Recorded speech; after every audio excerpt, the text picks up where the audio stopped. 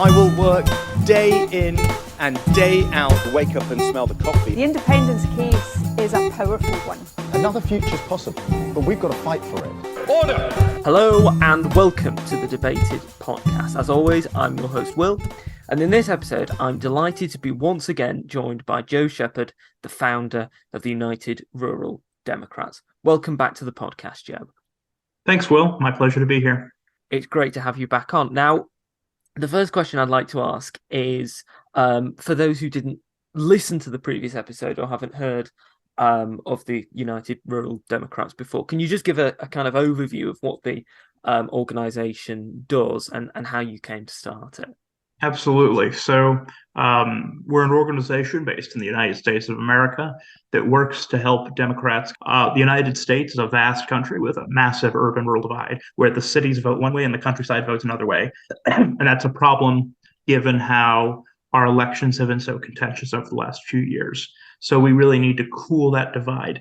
And that starts by providing for people in rural areas and just simply reaching out. So over the last 2 years, I've traveled about 175,000 miles to every state in the union except California, Alaska, and Hawaii, reaching out to probably 15 or 20,000 voters. And I'm not stopping anytime soon. Actually, just after this recording, I'll be leaving for Pennsylvania. So obviously a very busy schedule. And as part of that, I know that you endorse particular candidates and help particular candidates in elections. What kind of process do you go through in assessing whether a candidate is someone that you want to support, you want to help? Are there any particular criteria that have to be met, that kind of thing? Sure. So I think there's really two things. If we're talking about local candidates or, state level candidates, it's, do you understand your communities and what they need and will you be a good advocate for them? When it comes to federal candidates or statewide candidates, it's often, are you going to be able to advocate for all of the people of your community? And I think that there are a lot of people out there who are not rural Americans themselves that do a fantastic job advocating for everybody in their state in the U.S. Senate, regardless of whether you voted for them or whether you live, in the metro areas. So I think that's kind of what I look for. And a lot of the times we find great candidates who are willing to do just those things. And I think that given the lack of resources most Democrats have in rural areas, we can't really be too choosy when it comes to ideology. It's more about, are you willing to stand for the people and do good things, or are you not?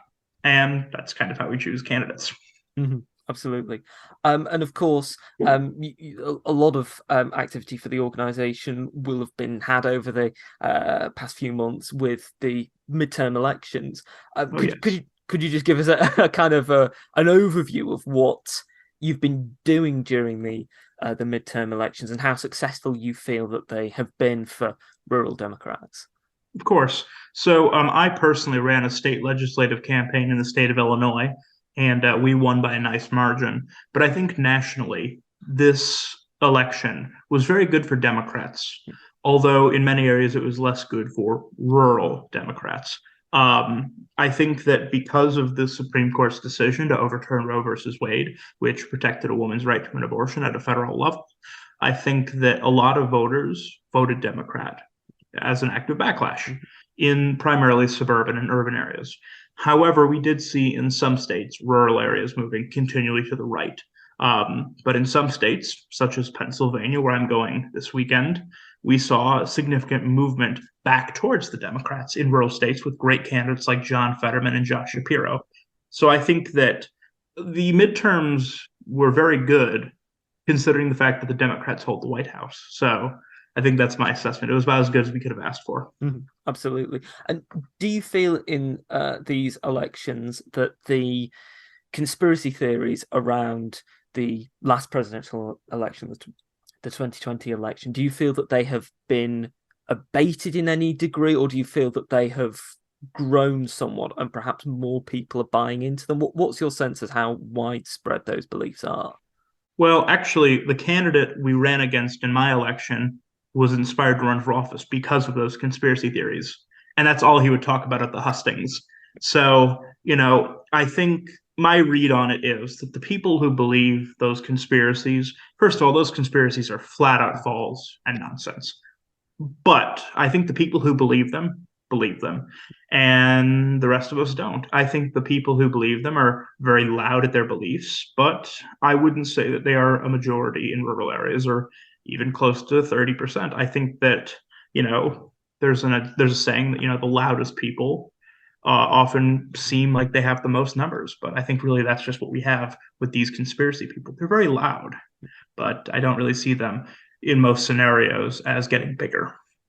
Yeah, absolutely. And I mean, how much do you think that continual psychodrama around the former president Donald Trump and the 2020 election, and the fact that there seems to be so much time spent by Republicans discussing the election conspiracy theories, have put voters off from supporting the Republicans? Do you think that that's helped the Democrats in that voters have seen what a lot of Republicans are saying and think, well, this is just madness? At least the Democrats seem to be doing something and seem to be making a positive and policy-led argument going into elections. Absolutely. Personally, many of my family members have been Republicans since the time of Abraham Lincoln. And this Thanksgiving, I found out that they voted Democrat for the first time in many of their lives. So I think that clearly the Republican Party has a lot of internal issues, and those internal issues are affecting their voter base. So I think that's kind of my answer for you there. It did unquestionably help the Democrats this year. But I think the real big thing was the Supreme Court's decision to take away a woman's right to choose. And given that the result of the midterms obviously has allowed the Democrats to retain the Senate but lose the House of Representatives, what challenges do you think that's then going to give the Democrats for passing legislation? Do you think that they'll be able to navigate that? Because it is a relatively small majority that Republicans have in the House of Representatives, isn't it, compared to what a lot of them suggested that they might get? Oh, yes. It appears to be the smallest majority for any congressional party in decades, to my understanding. So, given the fractured nature of the Republican Party, I mean, right now they're deciding very loudly who gets to lead them in the next Congress. So, I don't know what's going to happen in the House. I genuinely do not. I think it's quite possible that in January we won't have a speaker and they'll have to make some sort of compromise candidate to be the leader of the House. In the Senate, I think that Democrats retaining the Senate is actually very good for legislation because the Senate has the power to approve appointments for, cabinet posts or judiciary positions. I read this morning that Joe Biden has confirmed more judges in his 2 years at this point than Donald Trump has. And one of Donald Trump's big things was getting those conservative judges on the bench. And already, I think it was 84 or 85 at this point, and Joe Biden has 89. So I think the Democrats retaining the Senate and the Judiciary Committee is actually led by my home state Senator Dick Durbin. We're going to keep chugging those liberal justices on the court. So I think us holding the Senate is an excellent thing. And in regards to the Senate, of course, the day that we're recording, the Georgia runoff is entering its final stages. I mean, what have your thoughts been on the runoff election, and particularly the way that the Republicans and their candidate Herschel Walker have handled it? I mean, it's been making headlines around the world. Some of his not just his statements, but the things that he's been getting up to in his personal life as well. Do you think that that's going to really harm the Republicans going forward, that they had Herschel Walker as a candidate and he has failed so spectacularly? Oh, undoubtedly. I think that the Republicans actively cost themselves taking back the Senate because of the candidates they ran. It's not just Herschel Walker, it's also Blake Masters in Arizona, who is a very strange individual. You have Dr. Oz, the puppy killer, who doesn't even live in Pennsylvania, running in Pennsylvania. You have Herschel Walker, who has enough issues we can make a whole podcast about it. I think that those are three opportunities right there where we had vulnerable Democrats run good campaigns against Republicans who really didn't know what they were doing. And I think that Herschel Walker, I'd be very surprised if he loses. The polls close in about 1 hour from when we're recording this. I'd be very surprised if he wins. And I think that it shows that just because Donald Trump can get you through a Republican primary does not mean that he can get you through a general election. I think that's the ultimate takeaway from all of this. Donald Trump is still the master of the Republican Party for now, but it doesn't mean that the American people agree with him. Mm-hmm. Do you think that these losses, and especially if Raphael Warnock, as he seems to be projected, will retain the seat and Herschel Walker will lose, do you think that this is going to further damage Donald Trump's attempt to become the nominee going into 2024? Because in comparison to, say, Ron DeSantis, who managed to win by quite a large margin for his re-election in Florida, do you think that these losses will make some Republicans reconsider whether they should support Trump, or do you think that they're too far down the rabbit hole to absolutely. not change their mind? Those machinations are already occurring. People are already reconsidering Trump. You have to consider the fact that a lot of the people who make up sort of the political class of the Republican Party, the establishment, they've never been comfortable with him. A lot of them, 6 years ago when he was nominated for president, they grit their teeth and stood by him. And a lot of them are simply just, at least in the political class, so terrified of their own base that they'll just go along with it. But I think that now that Donald Trump has credibly cost them the United States Senate and also cost them larger majorities, at least in the House, I think there's an argument to be made that he, from an establishment utilitarian perspective, he's run his course. He cost us seats. Why follow him anymore? So I think that over the next year, especially the next few months, you're going to see a lot more Republican knives coming for Donald Trump. But I still think he's going to run because he's Donald Trump. Who's going to stop him? Whether he's successful, time will tell. But I think he's going to have a much harder road moving forward. Mm-hmm, absolutely. And in regards to the next presidential election, the first Democratic primary is scheduled to happen in South Carolina.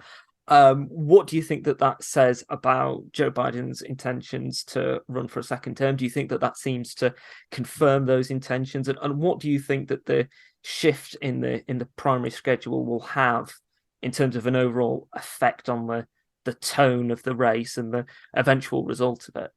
Sure thing. So I think that, I really personally want President Biden to run for a second term. I think he's the best man for the job right now. I think with regard to the primary reshuffle, I do agree that it was Iowa's time to change, but I'm not sure South Carolina was necessarily the best pick. I think personally a state like Georgia would have been much more representative of the population than, say, South Carolina. But I understand that Congressman James Clyburn was instrumental in providing Joe Biden his primary victory there in 2020. So I understand that, it's sort of paying back a little bit.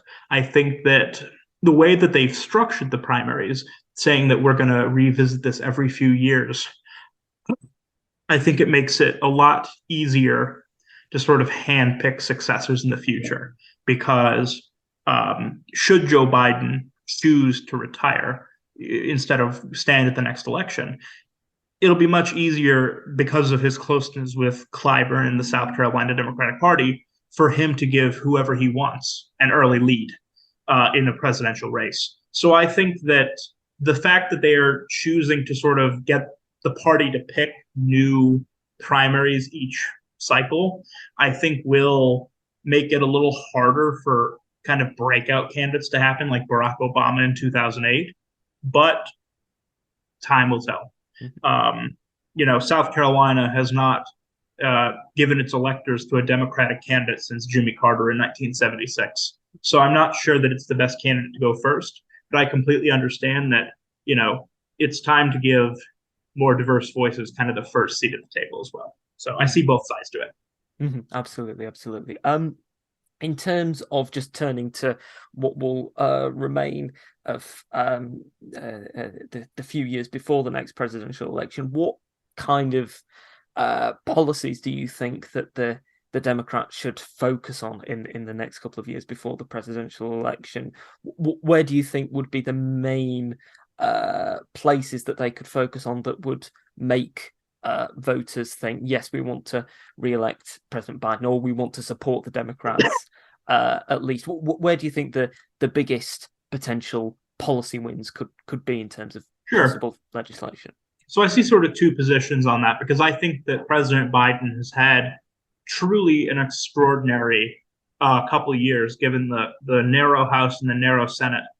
He's done quite a bit legislatively with regard to his agenda. So I think that in the next few years, I think the real legislative hopes are, one, to try and codify Roe versus Wade. I don't think this will happen with this Congress, but it might with the next, God willing.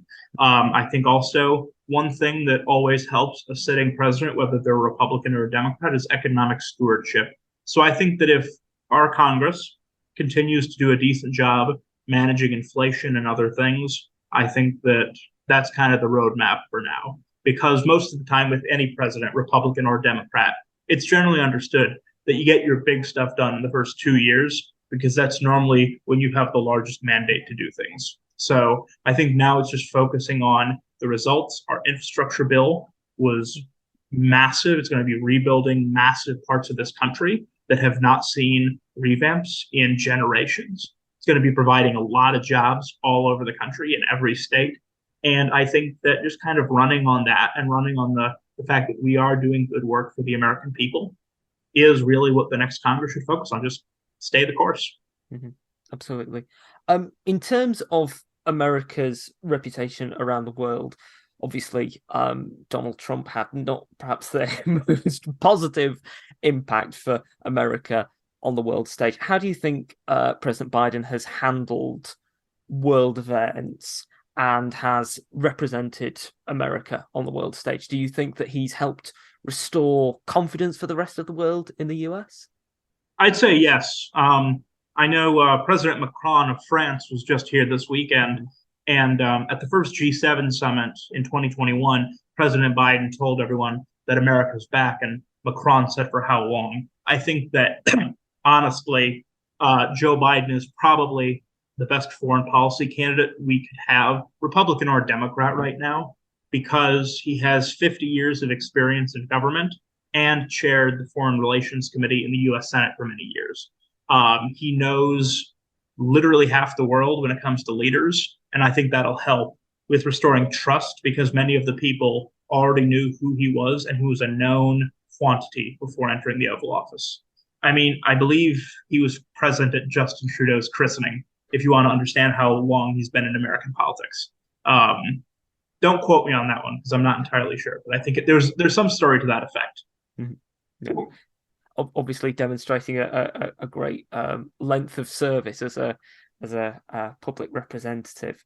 In terms of how the American people view British politics, obviously this year has been very hectic for British politics. We've had 3 prime ministers in 1 year. I mean, what's your sense of what people in America have thought of what's happened in Britain politically and the seeming sense of instability? Do you think that that's perhaps made some Americans question the premise of the special relationship, as is often referred to, between Britain and the US? I mean, how do you think people in America have just thought of and reacted to the chaos that's been occurring in British politics? Of course.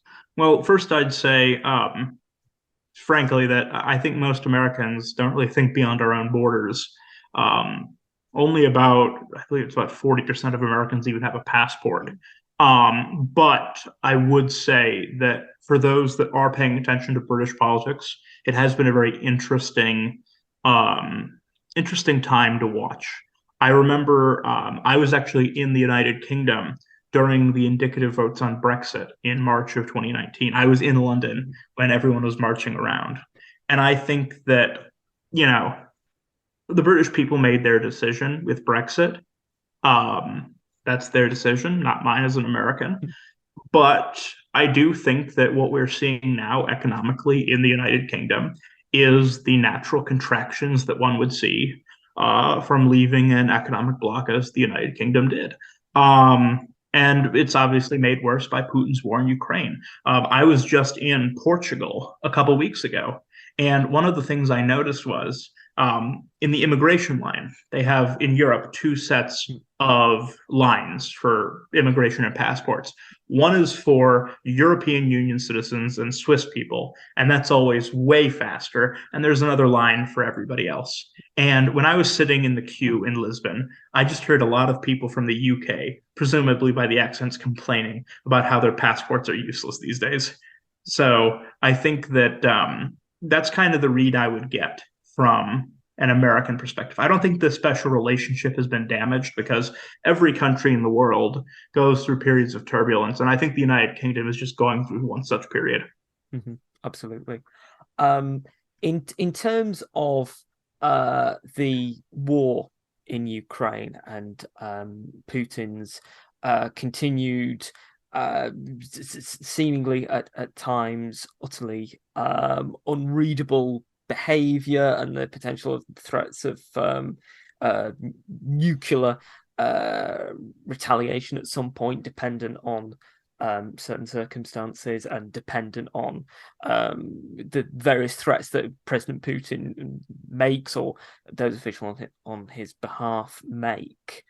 How do you feel about the war? How concerned are you about potential further American involvement, or do you feel that the support that the Americans have given to the Ukrainians is really turning the tide and ensuring that, or at least going on the road towards a Ukrainian victory?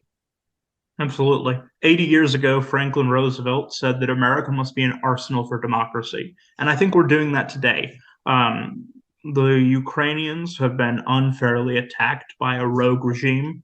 And I think that American assistance and European assistance is playing a critical role. I don't really see us doing much more unless Putin crosses any further red lines, but that is to be seen. I think Putin is obviously an unpredictable character, but I think the real critical point from my perspective is that the Russian economy has been in a tumble for the last 10 to 12 years at this point.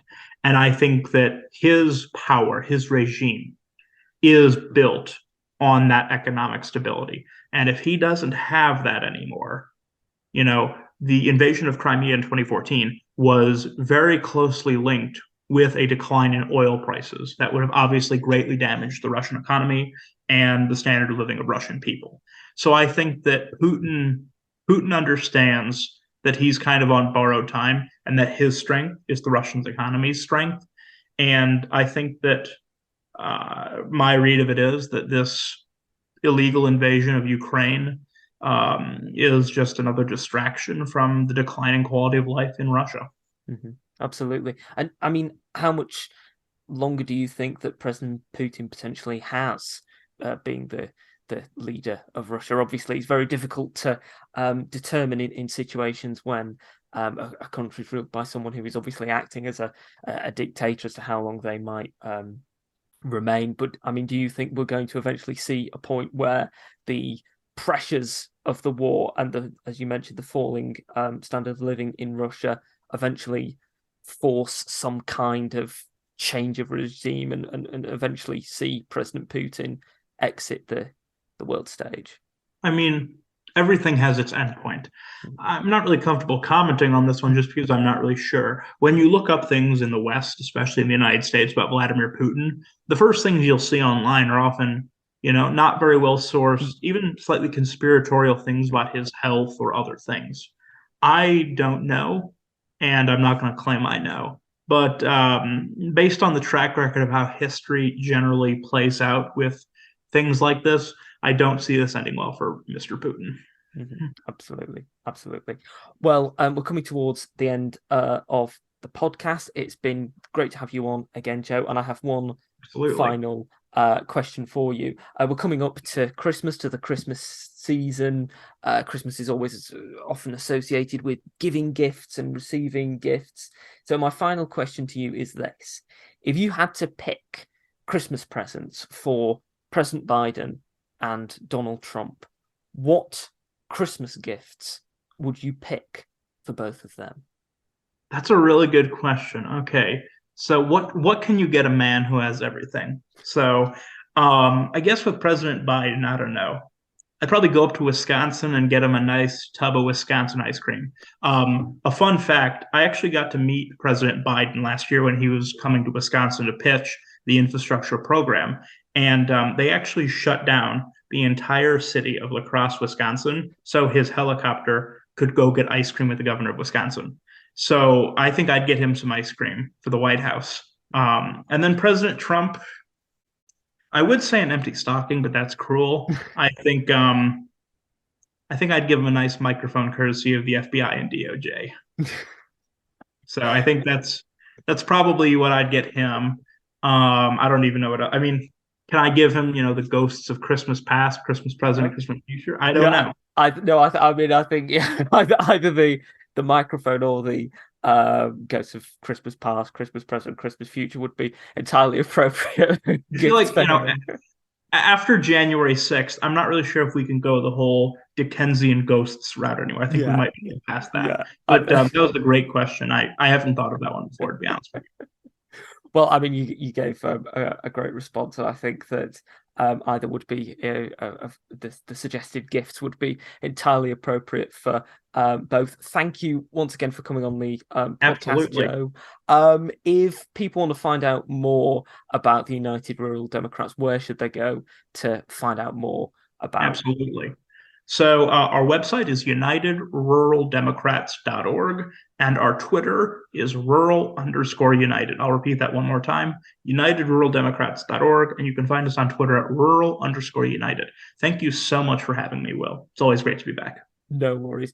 Thanks once again for coming on. Thank you for listening to this episode of the podcast. If you've enjoyed it, you can subscribe to us on iTunes, Spotify, Podbean, and Amazon Music. You can also follow us on Twitter, @DebatedPodcast, like us on Facebook, Debated Podcast, and if you'd like to get in touch with us, whether about appearing on an episode of the podcast or commenting on an episode that you've listened to, you can do so at thedebatedpodcast@gmail.com. Thank you for listening. I hope you listen to the next one.